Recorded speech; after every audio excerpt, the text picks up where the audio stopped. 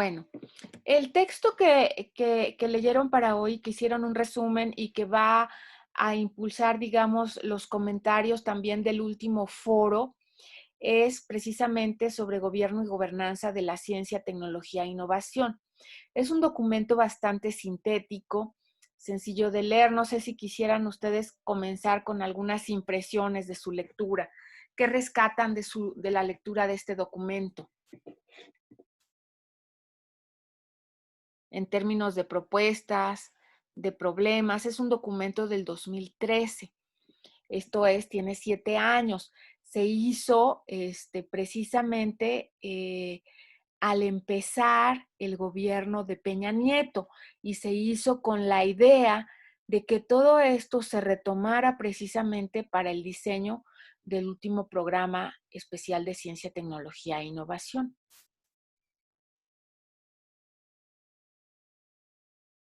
No sé si alguien quisiera comentarnos qué impresión le dio este documento, um, qué rescata de este documento.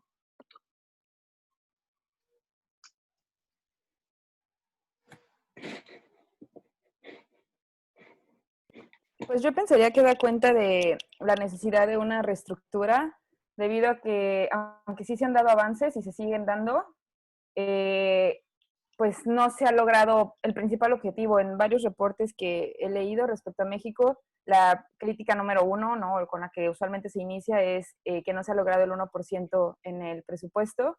Incluso después del gobierno de Fox, con la ley del 2002, y bueno, que tenía metas muy ambiciosas él, ¿no? O sea, en su gobierno había metas muy ambiciosas. Me parece que con Calderón, bueno, de hecho hay bastante continuidad. Y justo cuando entra Peña Nieto empiezan a haber pues cambios, ¿no?, que responden a la visión y a la agenda del gobierno por la alternancia. Entonces creo que desde entonces, o sea, ya parece entonces para el 2003, pues a 13 años, ¿no?, de que ya hay, o bueno, a 11 años después de la reforma de, bueno, de la iniciativa, perdón, de la ley aprobada en 2002, pues a lo mejor se hace como una especie de balance para ver dónde se está, ¿no?, qué tanto se ha avanzado y qué se tendría que hacer para lograr esos objetivos. Así es, y si ustedes se fijan, pues es un documento sintético, pero que identifica muy puntualmente los problemas que se derivan del marco regulatorio, por ejemplo, sobre todo partiendo de un marco de gobernanza en donde participan diversos actores de diversos niveles de gobierno, pero también no solamente grupos interesados, sino la sociedad en general, sociedad civil, empresas, etcétera, ¿no? Entonces, el marco analítico permite precisamente identificar con precisión estos obstáculos. ¿Qué tendría que hacer el gobierno actual para el diseño de su ley? Y en ese sentido van las propuestas que ustedes van a hacer. ¿Qué tendría que hacer? Pues ¿Qué de piensa? entrada dejar de ser tan autoritario, ¿no? Considerar que justo hay un enfoque sistémico que es el que suele respaldar en otros gobiernos con un desempeño mucho más exitoso, en periodos de más o menos razonables, ¿no? O que pudieran equipararse, tomando en cuenta, yo pensaría que la ley de 2002 en adelante, ya con esta experiencia de casi 20 años de bajo esa regulación y las respectivas reformas, y pues pensar más en eso, ¿no? Porque al parecer sí se ha ejercido mucha verticalidad, que a pesar de que no es negativo, porque habla también de coordinación entre niveles, sí el ejercicio vertical de autoridad tiene como consecuencias pues no muy favorables o propicias para el desarrollo de una democracia, sino justo lo contrario, ¿no? Entonces tendría que considerar más bien quiénes son no solo los interesados, sino también los beneficiarios, y tampoco puede brincarse solamente a los beneficiarios sin tomar en cuenta los actores que llevan a cabo las actividades, ¿no?, de CTI. Entonces creo que, pues, creo que ya le estoy contando mi ser, pero creo que justo de ahí sale todo este asunto, ¿no? Como que todo este conflicto que se está dando ahora. Y vaya, yo no sé cuántas veces o a lo largo del tiempo, de la historia de la CTI en México, si tomamos nuevamente como referencia la ley de 2002, pues cada cuánto se hagan este tipo de consultas o cada cuánto haya tanta movilización en la comunidad científica y en el gobierno respecto al sector, porque usualmente pues se mantenía el mismo estatus, o sea, era como como más o menos un seguimiento y los cambios no habían, a pesar de que Peña Nieto sí tiene una visión muy distinta a la de los gobiernos panistas, pues había cierta continuidad en unos programas más que en otros, pero se mantenían. Justo es lo que vimos en el FOMIX, que cuando entra Peña Nieto empieza o sea, tanto el presupuesto como los proyectos aprobados caen considerablemente. Y al final, de hecho, creo que en el último año que tenemos información, o no me acuerdo si es el de 2014, por ejemplo, de haber un presupuesto en 2013 o no, 2009 me parece de 1,000,000 y tantos miles de pesos distribuidos como en 300 proyectos, para 2014 me parece o después, es la mitad, menos de la mitad del presupuesto y como 7 veces menos proyectos aprobados.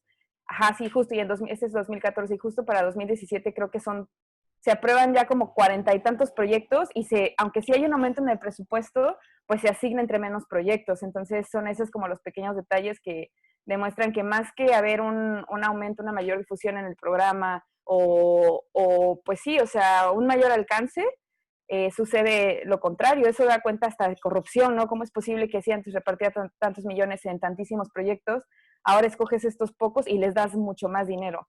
Creo que podría justificarse en función del proyecto, ¿no? Que, bueno, vamos a invertirle más a menos para que tengan más éxito a largo plazo, pero también hay un problema de transparencia porque no tenemos realmente acceso a ver qué proyectos fueron y cómo se han desempeñado.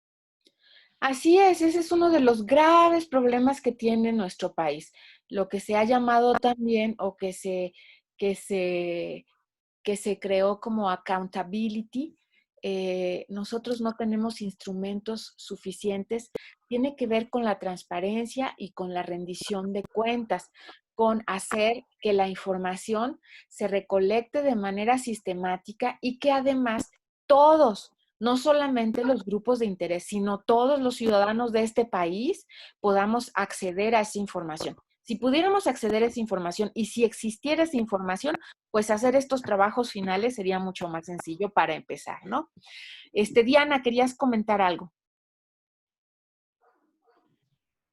Sí, bueno, la participación de Victoria fue bastante amplia y de hecho lo que quería decir era un poco en torno a lo que hemos hablado en otros cursos, de cómo pues la visión sistémica es uno de los problemas primordiales que se viven en la actualidad y durante varios años para nosotros, bueno, al menos para el gobierno mexicano, y también sobre todo la falta de transparencia y coordinación dentro de las instancias responsables de la implementación de programas, sobre todo porque, como se ha visto en diferentes proyectos y como lo presentamos anteriormente, bueno, en los cursos anteriores, o sea, la parte de la transparencia, la rendición de cuentas, la duplicidad de actividades entre diferentes órganos y al final la falta de, o sea, determinación de responsables para el seguimiento y la implementación también es un problema porque empiezan las incoherencias en las políticas, empieza a haber también problemas de horizontalización en algunos detalles con respecto a los lineamientos, los cumplimientos de los objetivos y la parte de la presentación de resultados. O sea que muchos programas tienen en la definición o en los términos de referencia, en la convocatoria, un alcance que parece estar alineado con lo que requiere el país en estos momentos. Sin embargo, al momento de llevarse a cabo y de verse la implementación y los resultados de los programas como tal, pues encontramos que no todos tienen la misma visión y que muchas veces se apoyan a las empresas que pues sí prometen tener los resultados, pero no necesariamente son resultados en CTI. Entonces, pues sí, hay una parte de una incongruencia entre el desarrollo de la ciencia, la tecnología y la innovación, como se ve a partir de los proyectos que se han apoyado, que más bien son como de crecimiento y ¿cómo se dice? Y desarrollo de productos en masa, y no tanto en innovación como es la propuesta ideal o lo que se espera de todos los proyectos de CTI. Entonces también creo que ese es un problema. Y otra parte, que es algo que yo comentaba en el foro anteriormente, es que tenemos detalles en cuestión de pues las relaciones que se tienen entre los proyectos y la infraestructura. O sea, hay programas que están especializados en el desarrollo de infraestructura para CTI, o sea, en generar centros de innovación, en generar clústeres de innovación, pero esos no tienen una relación directa con los programas o los proyectos que son para apoyar las actividades de CTI. Entonces, bueno, no lo he estudiado a detalle, supongo que eso es lo que se ve de acuerdo a los pues, resultados que se han presentado en CONACYT últimamente, pero también creo que ese es un detalle pues importante para México porque nosotros no encontramos la forma en la que pues se hace una alineación transversal entre los programas para que puedan impulsarse diferentes aspectos que al final prometan que la innovación y el desarrollo de la CTI logra un impacto a la economía y al desarrollo del país. Así es, ha habido el diseño de los programas, los problemas en la ejecución o la implementación ha llevado a que estos programas tengan escaso impacto en términos de los objetivos que persiguen. Y esto lo podemos documentar en los diferentes programas que hemos encontrado, aun cuando han sido más o menos buenos, o tienen algunas cosas rescatables, tendrían que adecuarse, fortalecerse en términos de diseño, en términos de ejecución o implementación. Y bueno, lo que está ocurriendo ahorita, yo diría, es desapareciéndose por completo, ¿no? El viernes hubo un parlamento abierto en donde participó Luciano Concheiro, que es el subsecretario de Educación Superior de la SEP, y bueno, pues él está proponiendo que los fideicomisos, por ejemplo, que son logros que llevaron, les diría yo, décadas para los centros públicos de CONACYT, que se establecieran para tener cierta autonomía y programas de más largo plazo, bueno, pues están a punto de eh, desaparecer con la venia del subsecretario porque pues quizás porque no han leído todo lo que han leído ustedes, o yo no sé por qué. Bueno, quizás también hay muchos intereses políticos. Pero bueno, Adrián quiere comentar algo, después Magda y Mónica.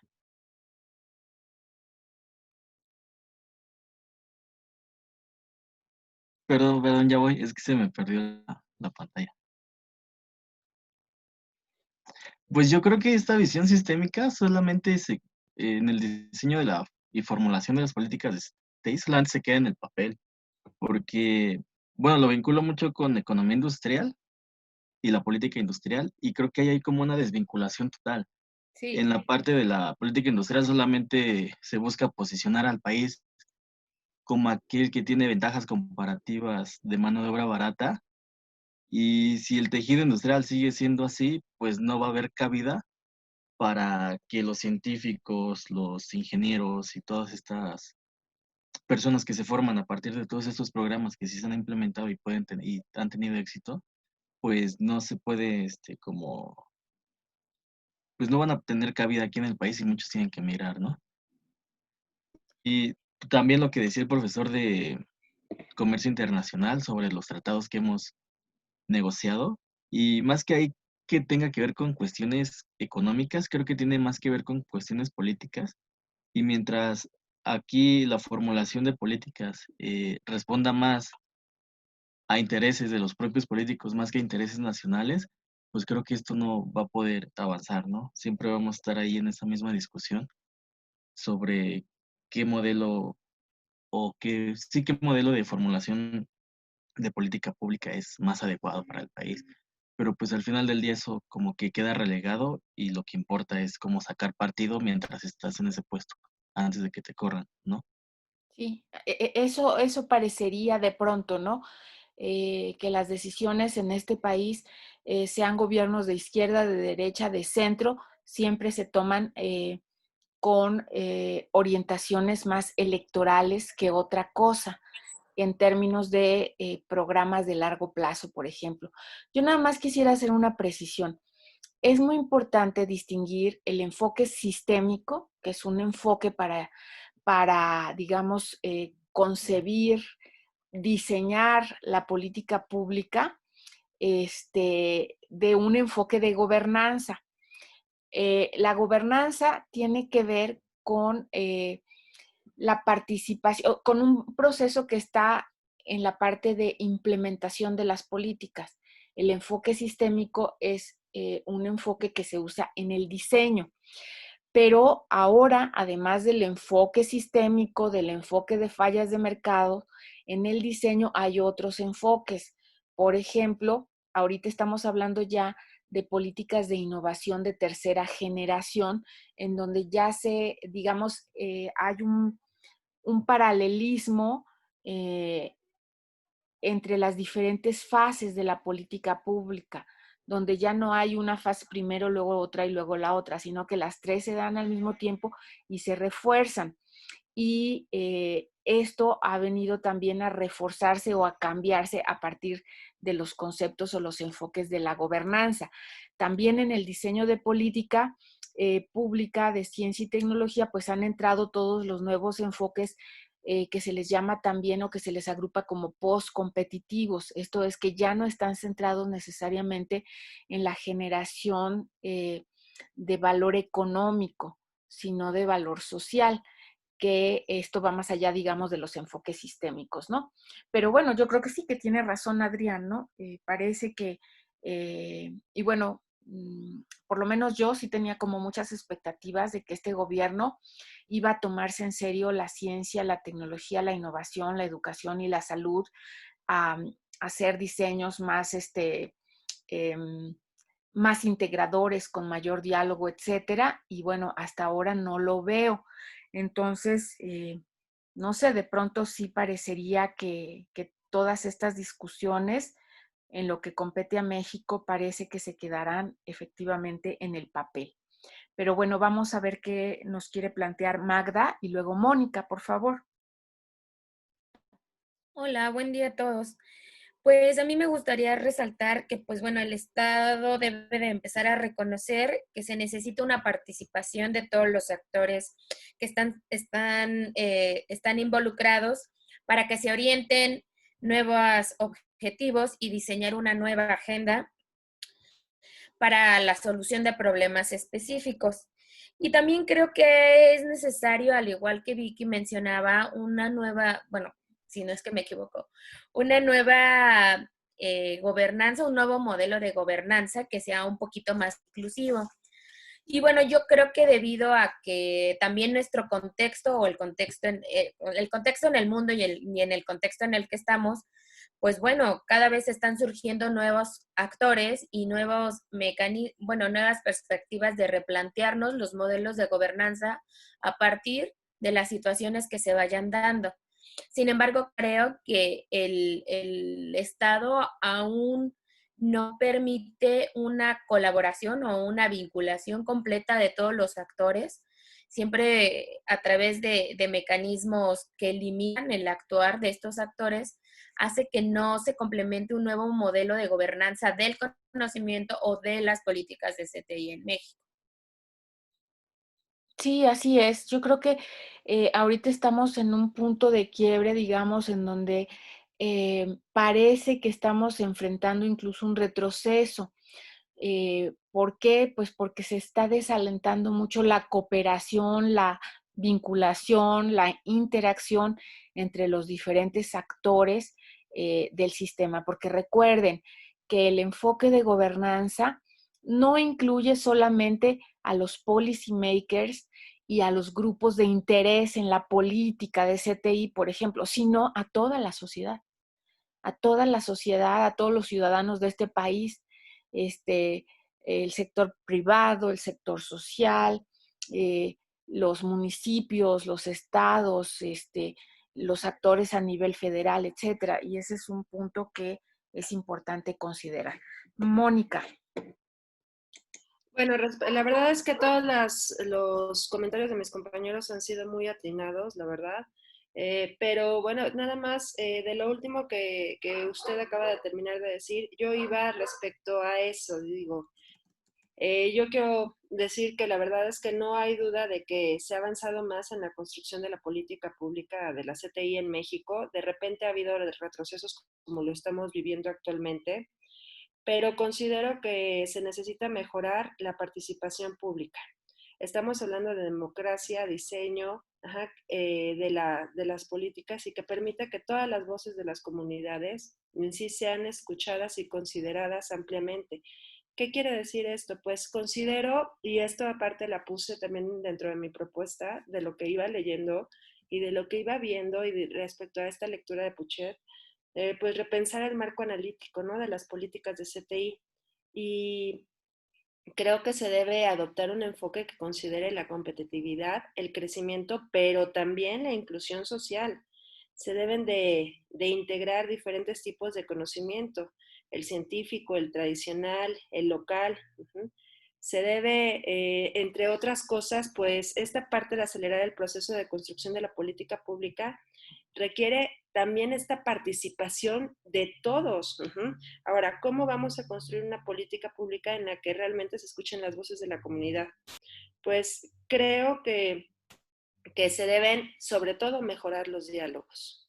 Y para ello, pues también es necesario, por un lado, entender cuál es el objetivo del diálogo y quiénes son las comunidades, ¿no? Y los actores participantes. Se deben identificar, pues, las diferencias de las condiciones que existen dentro del mismo diálogo que se deben de dar estos actores por respecto a las capacidades de las comunidades participantes. Como bien decía Adrián, nada más el enfoque está dado al desarrollo, al crecimiento de la producción, pero realmente se ve respecto a las capacidades de las comunidades que participan y las asimetrías que puedan existir entre ellas, con el fin de que las políticas pues, puedan implementar acciones correctivas y alentar pues esta parte de la generación del consenso. Eso es lo que yo lo veo así.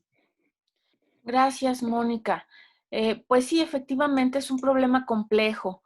Y déjenme nada más plantearles el contenido general de este documento. Yo les sugiero a todos que lo lean con detalle, incluyendo los anexos. ¿Por qué? Porque les puede servir para su trabajo final.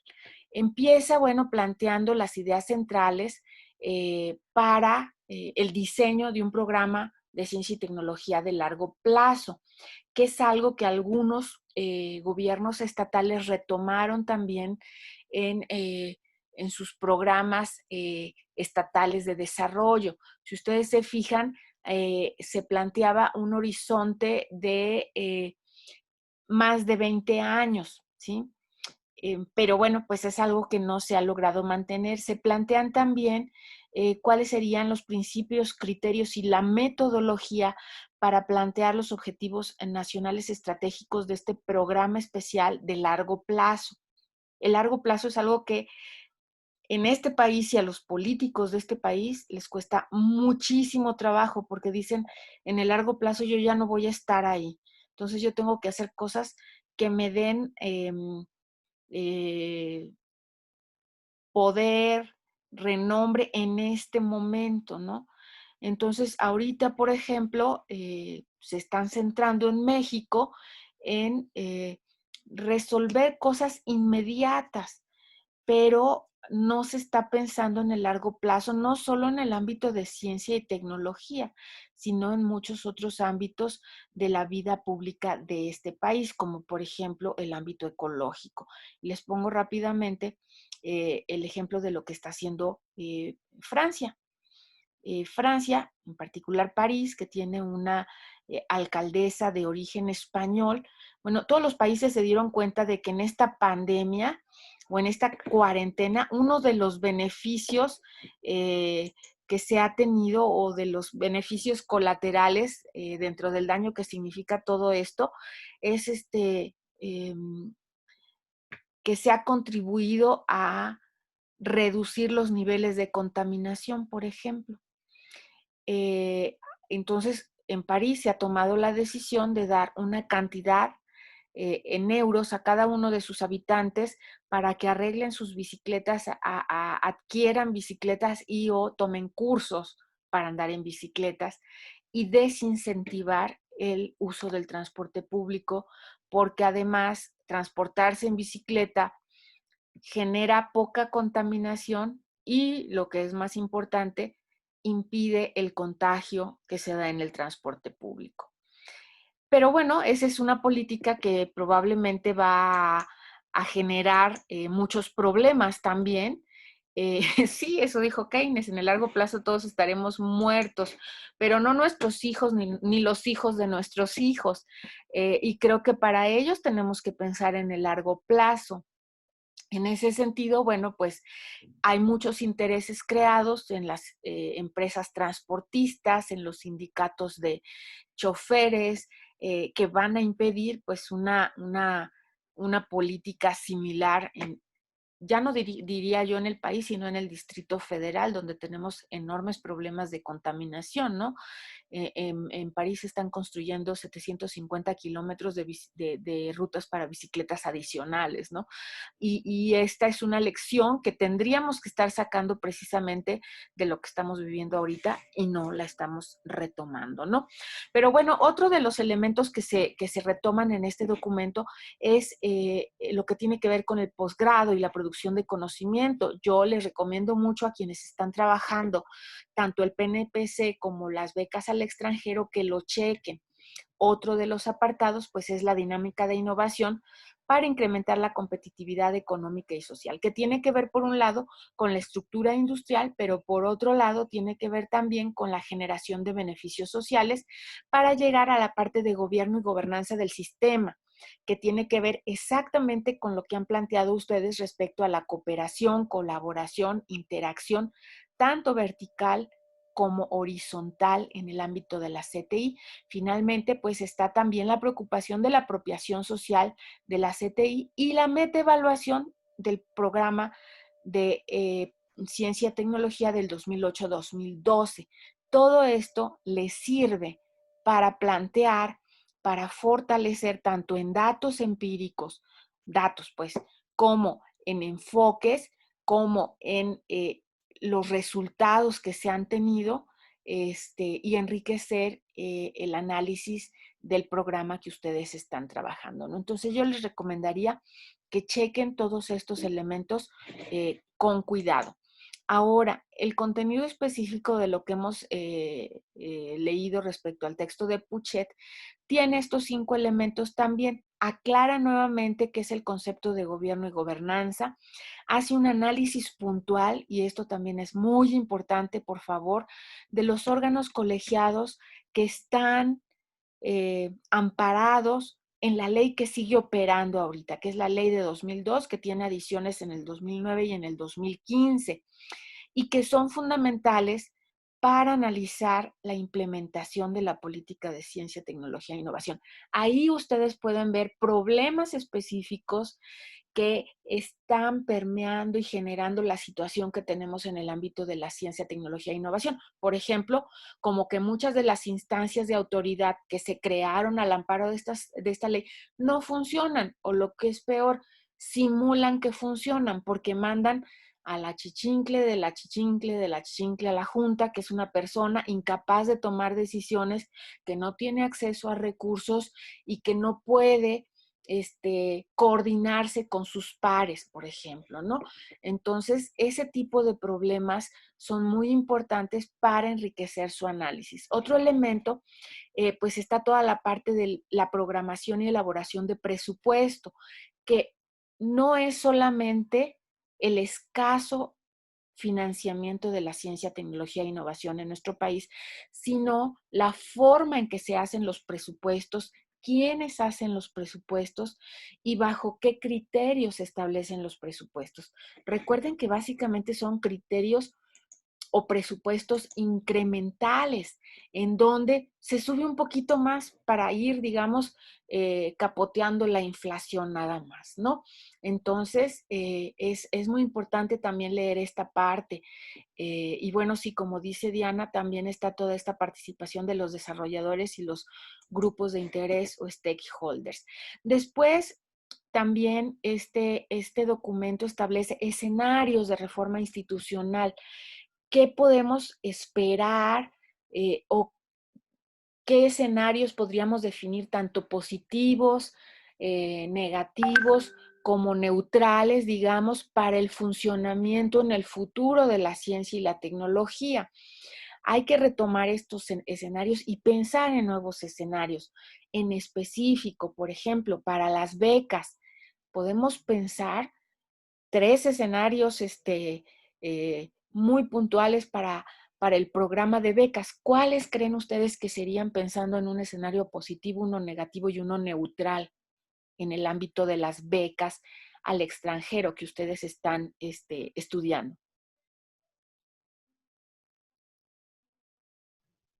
Pues uno de los positivos es obviamente continuar con las becas, que se dé precisamente esa prioridad y que se tenga la importancia que representa esto de adquirir el conocimiento de países más industrializados y que los puedan precisamente asentar aquí en el país, ¿no? Y con eso contribuir al desarrollo de la ciencia y tecnología. Por el contrario, algo negativo es de que se empiecen a quitar todas las becas, que se empiece a reducir ese presupuesto e incluso eliminarse completamente, y no solo para el extranjero, sino también aquí en los estudios que se hacen. Por ejemplo, la beca que tenemos nosotros aquí de CONACYT, ¿no? Que ya se empiece a eliminar porque precisamente se determine que no es una prioridad, ¿no? Y precisamente todo eso tiene que ver con la gobernanza y esa pues mal planeación que se llega a hacer para la implementación de estos programas. Así es. Yo diría, el escenario neutral sería que continuáramos como estamos, pero ya hay visos de que se han empezado a reducir las becas al extranjero de una manera importante, e incluso las becas nacionales, ¿no? Algunos institutos, como el Instituto Mora, vieron reducidas sus becas así de un día a otro. Obviamente se pusieron a luchar, a negociar, a pelear, y parece que se las van a regresar, pero sí se puso digamos, pues en aprietos a muchos centros de mucho prestigio en nuestro país que ya contaban con un número determinado de becas. Es como si a la maestría, a la MEJI, de pronto le dijeran para la siguiente generación, pues fíjate que en vez de 20 becas vas a tener solamente 10, ¿no? Y esto sí está ocurriendo. Y las becas al extranjero, desde que se planteó que, pues que ya no era tan necesario que fueran al extranjero los estudiantes porque aquí se tenían las capacidades para formar investigadores de alto nivel, y porque además si se iban, se quedaban allá, pues entonces era una forma de ver las cosas que llevaba precisamente a reducir. Y se han reducido, si ustedes lo ven en el ámbito temporal, en términos de la evolución que se ha dado, se han reducido de tal manera, por ejemplo, que ahora si se dan al extranjero son principalmente de doctorado, y las de maestría se han reducido muchísimo, ¿no? Entonces, bueno, estos escenarios de reforma institucional se plantean 3 o 4, aunque se plantean en lo global, o sea, a nivel federal, bueno, pues también nos ayudan para repensar los programas en este contexto. Y finalmente, creo que son fundamentales lo que se plantea hacia el final del texto como obstáculos para la gobernanza y las recomendaciones para su mejoramiento. Si ustedes se fijan, este es un ejercicio interesante de análisis de la ejecución de la política de CTI en nuestro país, enfocándose a diferentes programas. Entonces, tienen ustedes aquí información de primera mano para alimentar su propio trabajo final. ¿De acuerdo? Bueno, tomaré el silencio como un acuerdo. De acuerdo, de acuerdo, de acuerdo. Bueno, en este contexto quisiera hacerles algunas preguntas o que un poco tratando de recuperar esta dinámica de seminario que ya empezamos, preguntarles algunas cuestiones sobre el texto. De acuerdo a la propuesta de los autores, ¿quiénes serían estos nuevos actores en un enfoque de gobernanza que deben integrarse de manera sistemática precisamente al diseño de la política, a la ejecución de la política, a la evaluación de la política de ciencia y tecnología desde esta perspectiva de gobernanza? ¿En quiénes piensan? Ahorita Mónica señalaba algunos de ellos.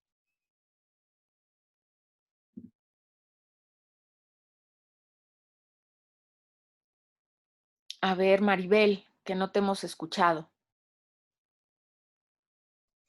Sí, creo que los nuevos actores que pueden entrar dentro de esta parte de la política, creo que es tomar en cuenta a todos los, a la sociedad en general, que posiblemente siempre ha estado un poco más relegada. De hecho, en la lectura, creo que un punto que recalcaba era sobre esta relación, ¿no? O interacción que se tenía que dar, porque justo siempre las políticas están como más relacionadas hasta cierto punto hacia temas políticos, hacia el Congreso, y como que dejan de lado siempre estas instituciones que están vinculadas justo con la academia, con la sociedad. Entonces creo que un nuevo actor que se puede incorporar es la sociedad y el ámbito académico. Sí, y aquí dentro de la sociedad, pensemos quiénes estamos todos, obviamente desde las empresas hasta ustedes como estudiantes, ¿sí?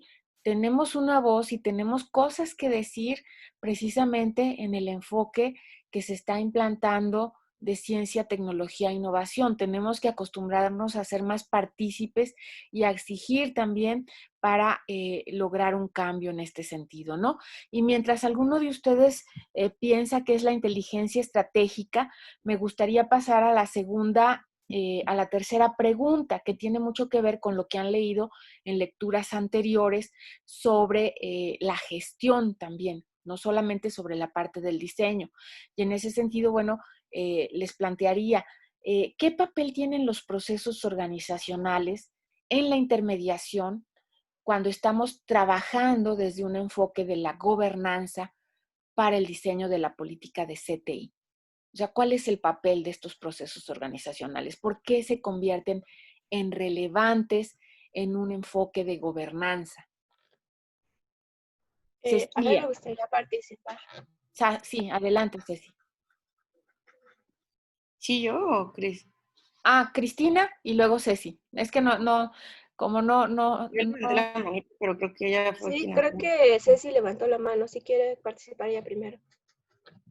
Bueno, yo quería también comentar pues que en este sentido me pareció como muy interesante justo el análisis que hacen acerca de la limitación que tienen pues a nivel organizacional por la carga de trabajo y también por los recursos. O sea, a veces pues ciertas personas que están encargadas de integrar el Consejo General, pues a nivel tanto federal como a nivel regional, sí es complicado pues que estas mismas personas se hagan como, digamos, cargo de toda la estructura que tienen los CONACYT por estados, etcétera, y que de alguna manera pues los rebasa literal la realidad.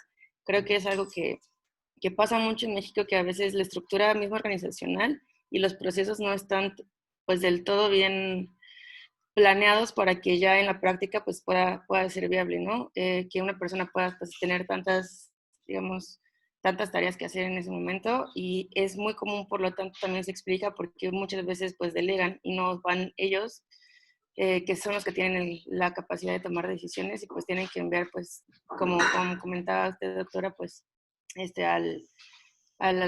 digamos que al ayudante, el ayudante, el ayudante, y al mismo tiempo, pues también se entiende, ¿no? De hasta qué punto de vista, pues es un poco imposible poder abarcar todo, y también los recursos limitados que se tienen. Pues a lo mejor no hay literal, pues el suficiente dinero como para contratar a la gente especializada, entonces, pues tienen que, pues, más allá tomando en cuenta pues el de compadrazgo y el nepotismo que existe en México, pero más allá de eso, pues a lo mejor no pueden contratar pues recursos de tan alta calidad que pudieran hacer un mejor papel, ¿no? O quizás ni siquiera existe el tiempo para organizar pues todas las actividades que tienen, y al mismo tiempo querer o tener como ímpetu, que también es parte de las lecturas que hemos analizado, ¿no? La parte de la motivación. A lo mejor tampoco tienen tanta motivación de proponer cosas nuevas cuando de por sí las que ya tienen que hacer son demasiadas. Entonces creo que en ese sentido, sí, la estructura organizacional de la implementación de este tipo de, pues, de leyes y de promoción a la ciencia y tecnología tiene que ir muy de la mano con la estructura organizacional, con una estructura que les permita realmente movilidad y una toma de decisiones pues un poco más orientada a cumplir con los objetivos que se plantean, y no nada más decir, bueno, pues te toca hacer esto y tienes tanto y a ver cómo le haces. Entonces creo que también esa es una parte importante. Así es, porque finalmente es este nivel de la gestión, de la estructura de la organización, en donde se puede dar todo este proceso de coordinación, por ejemplo, de articulación entre diferentes instancias, cosa que no vemos. Pero yo diría, más allá, yo no vería tanto una cuestión de falta de dinero, sino de falta de voluntad política. ¿Por qué? Pues porque sí se gastan muchas otras cosas, como por ejemplo en difusión, en comunicación, en propaganda política, etcétera. Pero bueno, pues esto es algo que podemos discutir bastante, ¿no? Cristina, tú querías señalar algo. Sí, creo que este punto es bastante interesante porque al menos yo no lo había tomado en consideración hasta este curso. Esta dicotomía de la que se hablaba desde las primeras sesiones, entre que se cree que la tarea termina hasta el diseño, hasta un correcto diseño de una política, pero se pierde de foco que aun por muy certero que sea el diseño, realmente el paso importante es cuando se ejecuta y no se le había prestado esta atención necesaria a la ejecución y que realmente la ejecución, pues creo que en todos los casos no va a estar dada por la misma instancia que lo diseñó, sino está dada a partir de otras organizaciones y más específicamente por agentes que realmente no tienen en muchos casos todo el background que tienen los que la diseñaron. Entonces Así es. esto hace que se complejice un poco la tarea y sobre todo que no se había tomado esto en consideración. Eh, y bueno, de esto se rescata que cómo es que se tiene que agregar también a este análisis y a este diseño y a esta retroalimentación a aquellos agentes que son los encargados de implementarla, que por lo general ve que los llaman burócratas de pie o los administradores públicos, que dentro de todo lo que ellos tienen que hacer, realmente no tienen a veces ni siquiera el conocimiento y muchas veces, como plantea Ceci, el tiempo para llevar a cabo de manera correcta su tarea, que es esencial. Así es, porque están sobrecargados de tareas, quizás porque hay poco personal, como decía Ceci, ¿no? Pero yo diría también, nos falta dos cuestiones en este país y además podríamos aprenderlo porque hay buenas prácticas en otros países, en otras instancias e incluso en gobiernos estatales. Una sería profesionalizar a la gente que se dedica a estas tareas, o sea, que no sea gente que cambia, que no sean administradores, que no sean especialistas, que cambien sexenio con sexenio al contentillo, digamos, de los nuevos directores. O sea, que sean especialistas como lo son, por ejemplo, en el ámbito de las relaciones exteriores, porque no puedes poner a gente que no sepa del asunto. Tampoco en la ciencia y la tecnología, porque es una cuestión de especialistas. Entonces, si tú estás cambiándolos constantemente, pues no tienen el tiempo suficiente para aprender todas las tareas, las actividades, la naturaleza de las decisiones, etcétera, y cuando ya las están cambiando nuevamente. Recuerden en este sexenio, para empezar, les recuerdo dos casos que fueron terribles en términos de la administración pública y demostraban pues poca seriedad también y desconocimiento de los procesos. Cuando se contrata para un organismo especializado que es la Cibiogem, que tiene que ver con los organismos genéticamente modificados, que tiene que estar un súper especialista y se contrata a una licenciada en diseño de modas, por ejemplo, o cuando el que era encargado de la comunicación social del CONACYT se encarga a un químico que ni siquiera tenía su licenciatura terminada.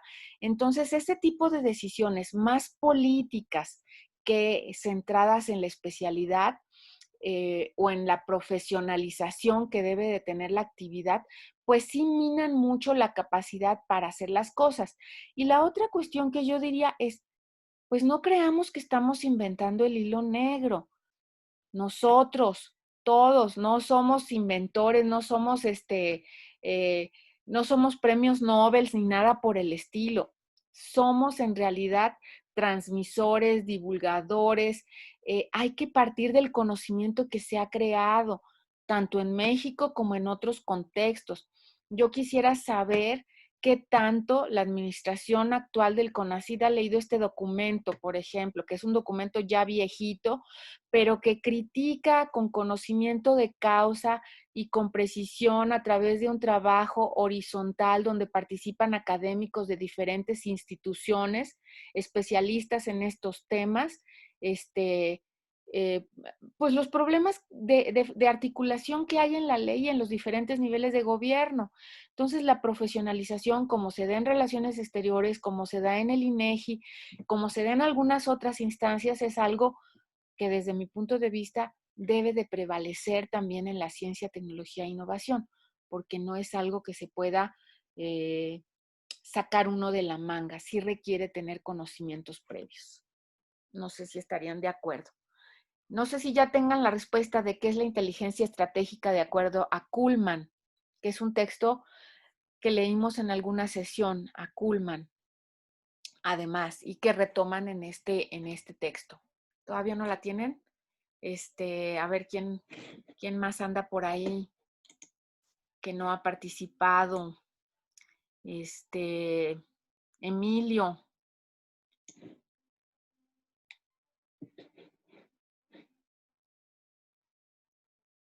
¿No anda por ahí Emilio? Me parece que escuchan? tenía... Ah, bueno, Es que ya. tengo un poco de problemas con la conexión, escuchaba un poco cortado. Esta parte de la inteligencia estratégica, sí recuerdo que analizamos el texto y más que nada se refería como la parte de poder generar, filtrar y organizar la información de forma estructurada para poder tomar decisiones. Obviamente en esta parte se hizo el traslado de la parte pues de la teoría de la gestión ya pasada a un organismo público. Pero en este caso yo siento que, como se mencionó ahorita, el CONACYT muchas veces ni siquiera sé si tenga como tal, pues obviamente estructurado todo lo que ellos dicen tener, puesto que si nos vamos ¿cómo se llama? Al plan de reestructuración, siento yo que muchas de las cosas que se ponen en él son, pues sí, intentos de cambio de cómo se estaba llevando el actuar del CONACYT respecto de la administración pasada, pero no encuentro yo una forma en cual lo puedan sustentar. O sea, en muchos de los casos sí tienen la idea y todo, pero al final se ha visto ahorita, con el paso ya de estos casi 2 años del gobierno de la 4T, que muchas de esas propuestas son mera improvisación, a mi parecer. Entonces, yo lo veo más en la parte reflejado de la distribución de los recursos, porque el gobierno actual se ha visto mucho con la idea de reducir los recursos para intentar mermar la parte de que se iba pues, a raíz de la corrupción.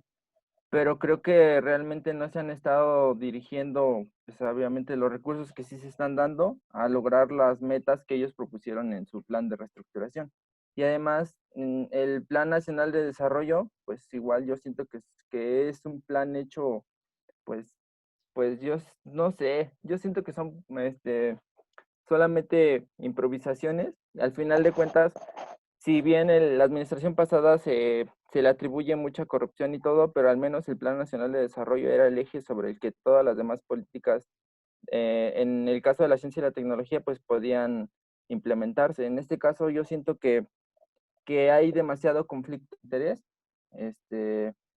como parte de...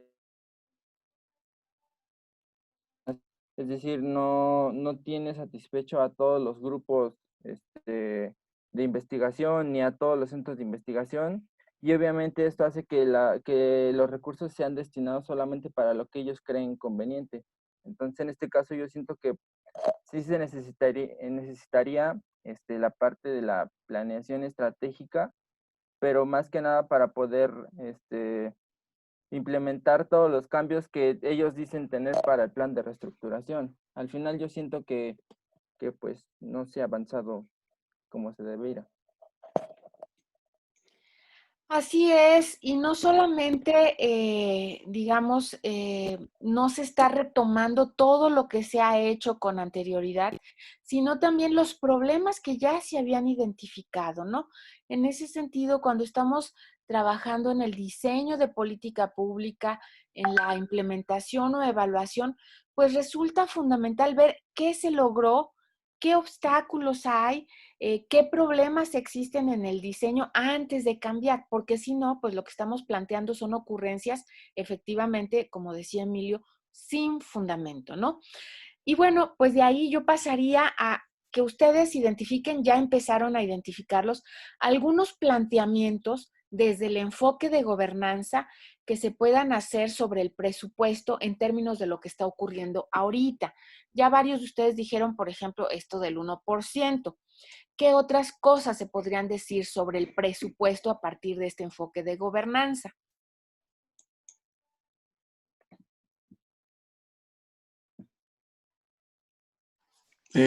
Bueno, pues es que si vamos a esta idea de horizontalidad, pues creo que debería haber presupuesto para innovación en distintos sectores y no solamente centrados tal vez en el, en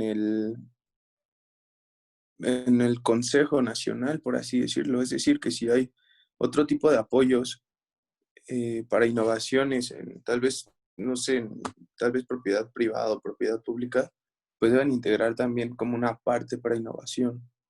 Y no solo, yo creo que más bien se debería diversificar esto del, que no esté concentrado solamente en el Consejo Nacional, porque, bueno, es que más bien tengo que plantearlo porque me estoy haciendo bastante burlas, pero creo que en este sentido, si buscamos que tenga cooperación y que sea horizontal a través de distintas organizaciones, pues también deberían de manejar recursos, además del consejo, claro, que podría ser un ente más coordinador, pero en cuestión de recursos, no sé si eso sea bueno, tal vez luego como manera de duda.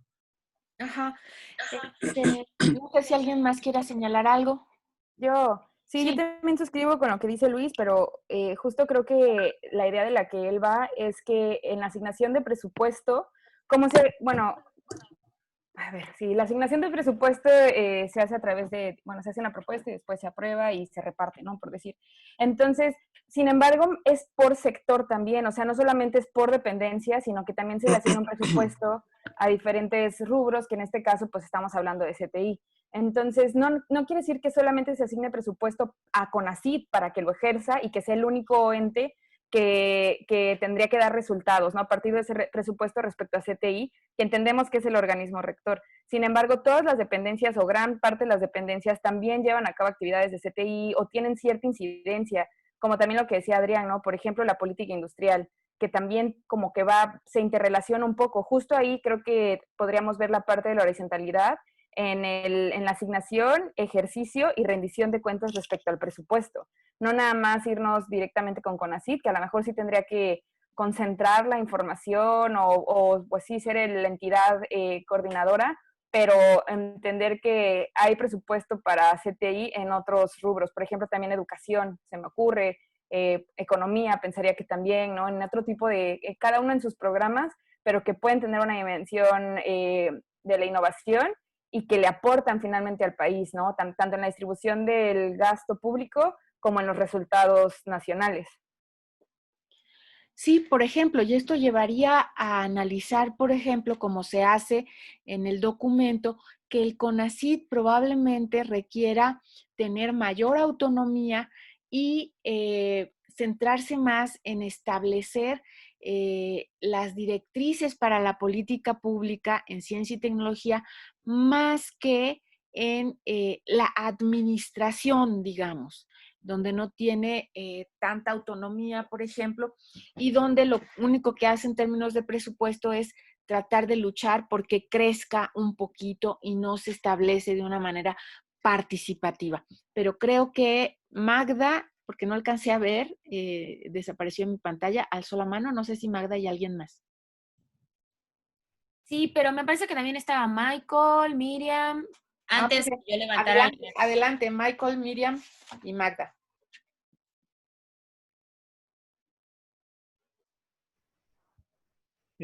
Bueno, nada más les quería hacer un comentario en relación al tema de presupuesto, que también las asignaciones están como muy desiguales. Tan solo en el presupuesto de egresos de la Federación, para lo que es ciencia y tecnología, se asignan aproximadamente 30,000 millones de pesos, cuando que es de las asignaciones como más bajas, ¿no? Y creo que ahí precisamente se puede ver la prioridad que se le da a lo que es la ciencia y tecnología.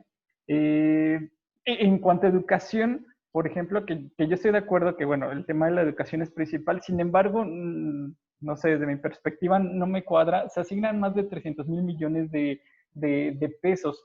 Una diferencia que es abismal y creo que entre esas dos dependencias debería ser un poco más equilibrada. Yo lo que visualizo ahí es que se apuesta mucho al tema de la educación.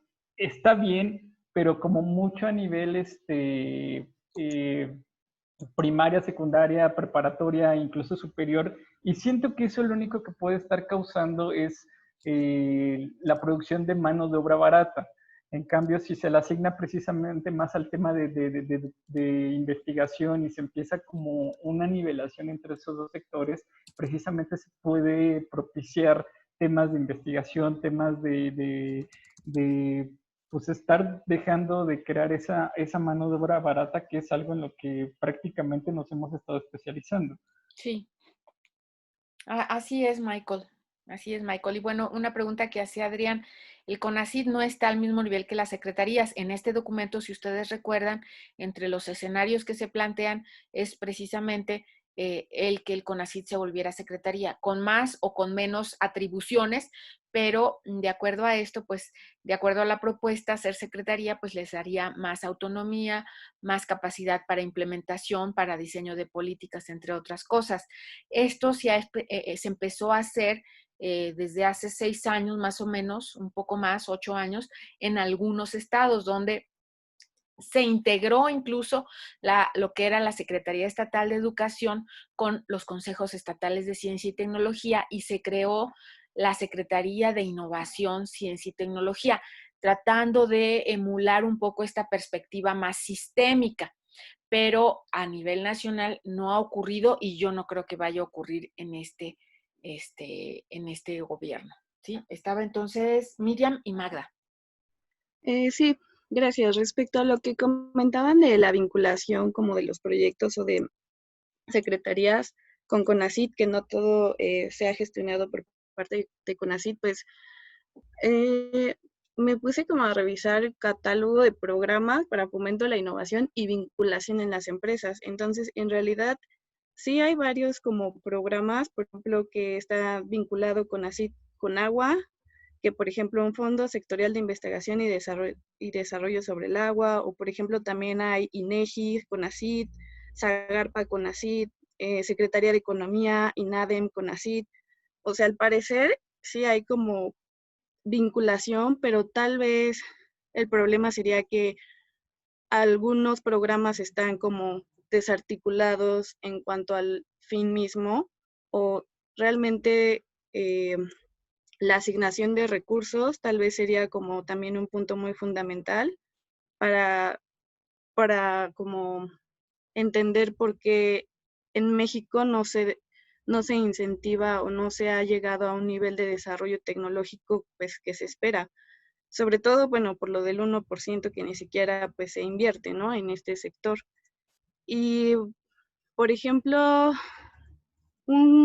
tengo como un conocido que trabaja, no sé dónde, pero están haciendo como un decreto a una reforma para como generar soberanía tecnológica en el país.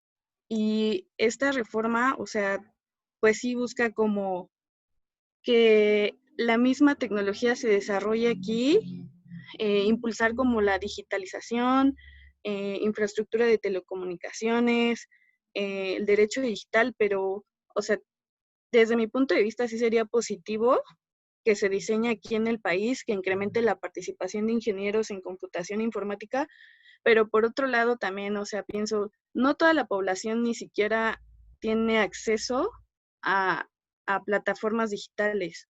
Entonces, esto, por ejemplo, me parece como desarticulado, como una reforma que se hace desarticuladamente. O no sé si realmente eh, una reforma depende de un programa político o un programa político depende más como de esta reforma. Esa es como una duda personal. Sí, gracias, Miriam. Mira, yo rápidamente lo que te diría, a mí me parece que esta propuesta que está precisamente en la nueva ley de ciencia y tecnología, está también en el decreto que recién salió, que define el nuevo programa especial de ciencia y tecnología. Es algo que ya vivimos, ¿no? Y que se dio a finales de los 70s o los 80s, que se quería tener soberanía tecnológica, que se quería tener independencia tecnológica. Pero yo la reflexión la llevaría, ¿es posible hablar de soberanía tecnológica y soberanía científica en un mundo globalizado, en donde el conocimiento se genera colaborativamente? Recuerden, por ejemplo, el sincrotrón, seguramente supieron de él. Fue una infraestructura que costó muchísimo dinero, que llevó a la participación de más de 20 países. Las fotografías que se han logrado también con los telescopios, grandes telescopios en el mundo, son cuestiones colaborativas. Y con el escaso gasto y la escasa infraestructura que tiene México, ¿es viable hablar de soberanía tecnológica? ¿Que nosotros podemos crear todo? Pensemos simplemente en una vacuna para el coronavirus en México.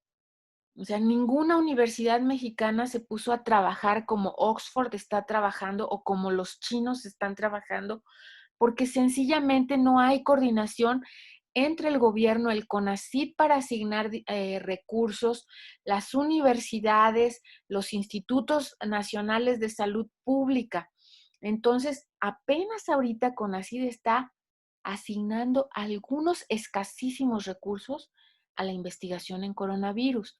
El CONACYT se comprometió hace más de un mes en que iba a crear respiradores, por ejemplo. Hasta ahorita no ha creado nada. ¿Por qué? Pues porque al CONACYT ni siquiera le toca.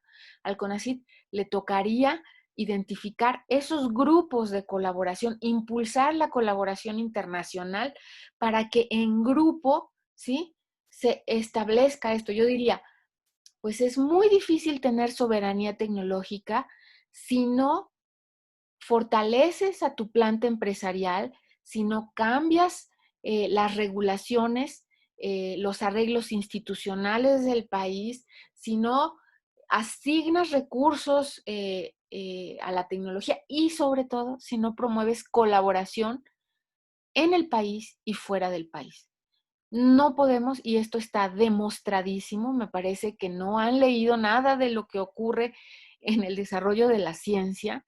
No podemos solos enfrentar los problemas complejos que tenemos que enfrentar como mundo, como sistema mundo, como país, como regiones, porque muchos de esos problemas son globales, ¿no? Como el calentamiento, y la contaminación, por ejemplo, ¿no? Pero vamos con Magda y Misael, por favor. Yo creo, bueno, yo me gustaría decir algo a partir de la asignación de recursos. Y yo tomaría en cuenta dos aspectos. El primero, que cuando se piensa en destinar ciertos recursos, no se contemplan ciertas áreas o ciertas áreas potenciales en México, como por ejemplo la bio o la nanotecnología. Si bien sí se piensa como sectores potenciales, pero la asignación de recursos en esas áreas, pues es mucho menor a los que se da, por ejemplo, en ciencia básica.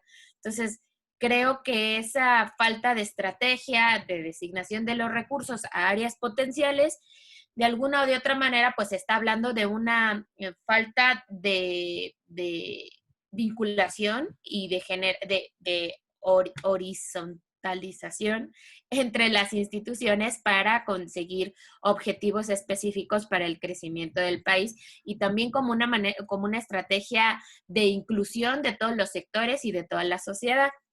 Y el segundo aspecto que me gustaría resaltar es la mala asignación de recursos desde la gestión de las instituciones. Yo recordaba, por ejemplo, en CONACYT que había muchos fondos, pero entre ellos estaba el de FIT y estaba otro que era el de, el FIT y el de Policía Federal. Entonces, cuando veíamos cuáles eran los proyectos o las propuestas que venían, pues realmente descubríamos que había muchas, por ejemplo, en el caso del FIT, que había muchas empresas que constantemente estaban participando y que se les daban recursos, por lo menos en tres administraciones. Y su aporte tecnológico era mucho menor a los que quizás podría haber si se abrieran convocatorias orientadas, por ejemplo, a la bio o a la nanotecnología específicamente. El otro era el de la Policía Federal y pues obviamente las cosas que demandaban la Policía Federal para que se abriera una convocatoria, que realmente yo le encontraba muy poco sentido abrir convocatorias porque implica una asignación de recursos bastante alta, y tiempo bastante significativo, pues eran solamente demandar cámaras de vigilancia que tuvieran un mejor pixelaje y que pudieran dar una rotación de 360 grados. Cuando eso específicamente se podría encontrar en el mercado sin necesidad de que hubiera una convocatoria, implicara asignación de recursos en esta convocatoria. O sea, eran como cosas que también dentro de CONACYT estaban como muy viciadas a partir de que solamente se tenían que seguir con lineamientos o con una lista de objetivos o de específicos de darse cada cierto tiempo, ¿no? Cada cierto tiempo se tenía que emitir cierto número de convocatorias, asignar cierto número de recursos. Entonces era como una falta de asignación estratégica desde las instituciones. Entonces, creo que también es un aspecto que, por ejemplo, no es que quizás la gente dentro de CONACYT, y no con eso estoy diciendo que la actualidad sea un hecho que no siga sucediendo, pero sí, o sea, había unos coordinadores o jefes de área, etc., que sí planteaban que pues era mejor reorientar estos recursos o estas convocatorias a estas estrategias. Sin embargo, pues obviamente las organizaciones o las secretarías involucradas ya tenían planteados estos objetivos hacia estas instituciones, o sea, por ejemplo, hacia las pymes. Pero las pymes de manera muy general. Entonces, digo, no le encuentro sentido a que haya una aportación a la innovación y al desarrollo si no se va a llevar de manera estratégica desde las instituciones. Puede haber, pero si no existe una focalización de los recursos, nunca vamos a ver este tipo de resultados como más claros. Así es, Magda, y qué bien que tocaste el punto de los fondos sectoriales que había planteado Miriam también, y me gustaría retomar ahí. Una cuestión tiene que ver con que, bueno, sí, existen estos fondos, pero el que existan no significa necesariamente, y como lo señala precisamente Magda, que haya coordinación. Tampoco significa que se estén resolviendo de manera coordinada problemas prioritarios.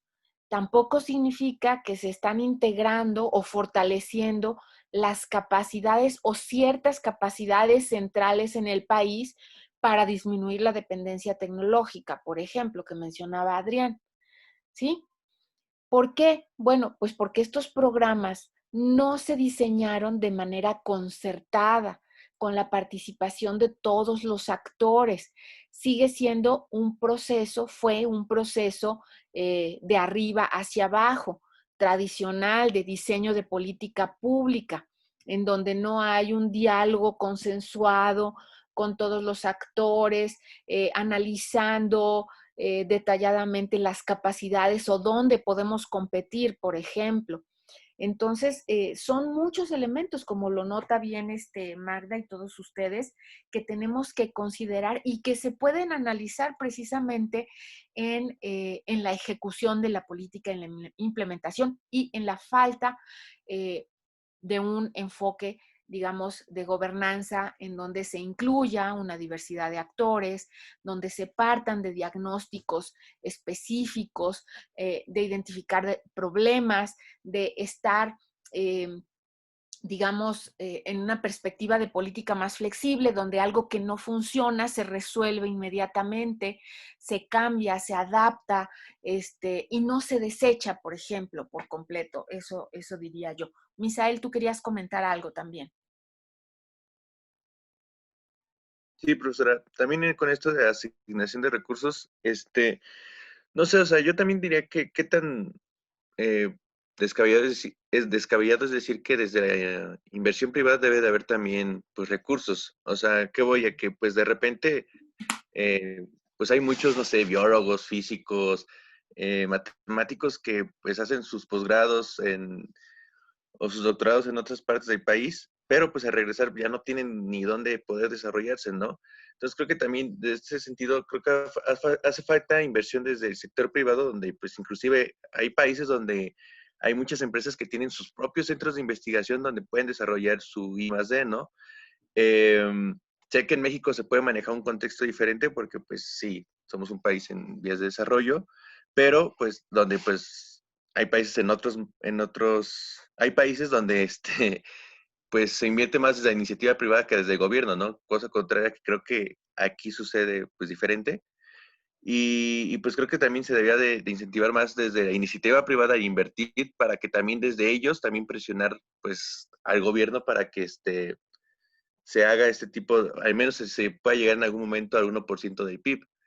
Cosa que pues creo que se están dando pasos, pero muy pequeños para que en algún momento se logre, porque pues yo me acuerdo que hasta inclusive en el último debate, el tema de ciencia y tecnología, pues se lo pasaron muy por encimita de una respuesta muy sencilla por cada candidato que había. Entonces, pues ese era mi comentario al respecto. Sí, gracias, Misael. Pues sí, tienes razón, y esta es una propuesta que se ha hecho en repetidas ocasiones, que debe de participar más el sector privado. Sin embargo, no es tan sencillo que participe el sector privado si consideras factores del entorno institucional, como la cultura empresarial en México, como la estructura industrial mexicana, que está, digamos, liderada por empresas multinacionales que no tienen interés, digamos, en invertir en desarrollo tecnológico en México, porque ese lo hacen en sus casas matrices y para eso se llevan a muchos ingenieros e inventores mexicanos a sus casas matrices o a sus empresas multinacionales. Entonces, el problema es complicado, porque por otro lado, si bajas también los incentivos para que participe el sector privado, pues entonces es un círculo vicioso que no va a permitir que se incremente la participación del sector privado, ¿no? Pero sí, es un pendiente que nosotros tenemos como país que no hemos logrado impulsar como por ejemplo los tigres asiáticos. En Singapur, en Corea del Sur, en Taiwán, pues la participación del sector privado es muy grande. Pero si tenemos un sector privado que está compuesto principalmente por micro y pequeñas empresas que dan el 70% del empleo y que trabajan a partir de mano de obra barata con productos y servicios de muy bajo valor agregado, pues es muy difícil que incorporen a personal de alta calificación. Y en ese sentido, si no se soluciona este problema de la estructura industrial, del entorno institucional, pues va a ser muy difícil superar esa dependencia tecnológica y que los científicos mexicanos se incorporen a empresas mexicanas, porque no tienen cabida simplemente, porque las pymes pues son bastante elementales en nuestro país. Entonces, si apenas tienen dinero para sobrevivir y para pagar sus salarios, créanme que me ha tocado ver empresas Y les comento rápidamente, hace un par de años fui a una empresa en Chihuahua que fue creada en 1914, una empresa del ramo minero, tamaño mediana, sólida, que tenía, pues, ¿qué quieren? Ya tenía un siglo, ¿sí? De vida. Bueno, pues tenían problemas para pagar la luz. El recibo de luz era de 114,000 pesos y no llegaba el pago de una de sus de los servicios que habían dado, de la venta que habían hecho, y no tenían dinero para pagar la luz. Imagínense ustedes una micro o pequeña empresa, si va a poder invertir en desarrollo tecnológico o en contratar ingenieros, si no hay incentivos gubernamentales, por ejemplo. Entonces, las desarticulaciones son variadas, de diferentes niveles y muy complejas. Tenemos que analizar una por una para ver cómo lograr precisamente involucrar al sector privado en las condiciones que tenemos actualmente en el país. Adrián, ¿querías comentar algo? Sí, algo nada rápido con respecto a esto de la política industrial. La otra vez para un ensayo me puse a revisar como varios papers y había un estudio sobre la estructura industrial de México y ahí resaltaba mucho que una de las estrategias para atraer la inversión extranjera directa aquí en México, sobre todo en el norte del país, son como muchos incentivos fiscales. O sea que las empresas maquiladoras que se establezcan acá no, no pagan impuestos a la importación de bienes intermedios, tampoco pagan o se pueden exhortar, no es exhortar, pueden no pagar tampoco los aranceles para la exportación. Es decir, como que casi no se les paga nada, nada más es como se les regala a todos, a veces hasta se les da concesión de la tierra, nada más es como vengan, pongan su planta y ya. Así es. Y también en ese estudio me dio muchísima, pues entre risa y coraje, porque presumen a la mano de obra mexicana como competitiva, pero ese es un eufemismo para decir mano de obra barata, y dice que somos la tercera mano de obra más barata en todo el mundo, solamente creo que después de India o de China. Fíjense nada más. Sí, sí. Bueno, yo no sé si leíste, por ejemplo, hay un artículo muy interesante de Kurt Unger que analiza precisamente, pero este es un artículo viejito, como del 2001 por ahí, en donde analiza toda la estructura industrial en el país, incluyendo esta tipología de PAVIT, de empresas orientadas al proveedor, empresas a escala, etcétera. Y entonces llega a estas conclusiones también. Ese estudio está pendiente para lo que está ocurriendo actualmente y efectivamente así sucede a las empresas. Y bueno, está también todo el trabajo de Jorge Carrillo y la gente del Colegio de la Frontera. Todas estas multinacionales efectivamente se les exenta hasta del pago de la luz, ¿sí? Les regalan los terrenos, porque a los gobiernos estatales lo que les importa es generar empleos, porque generar empleos les resuelve el problema inmediato. Y eso es lo que ellos quieren para seguir, digamos, en el poder, pero poco se ha podido hacer para reconfigurar la estructura industrial. Y el poder, digamos, de negociación que tienen precisamente estas empresas multinacionales, pues es enorme. Son quienes se sientan con los gobernadores a diseñar la política pública en los estados y en el país, en lugar de las pequeñas y medianas empresas, ¿no? Entonces, pues estamos en una situación complicada, ahorita todavía más complicada. Si ustedes se dan la vuelta, seguramente se la han dado, ver tanta cosa cerrada desde restaurantes, pequeños negocios, etcétera, pues ustedes, los que son economistas, sabrán que esto no es un augurio bueno de lo que va a ocurrir y en este contexto, pues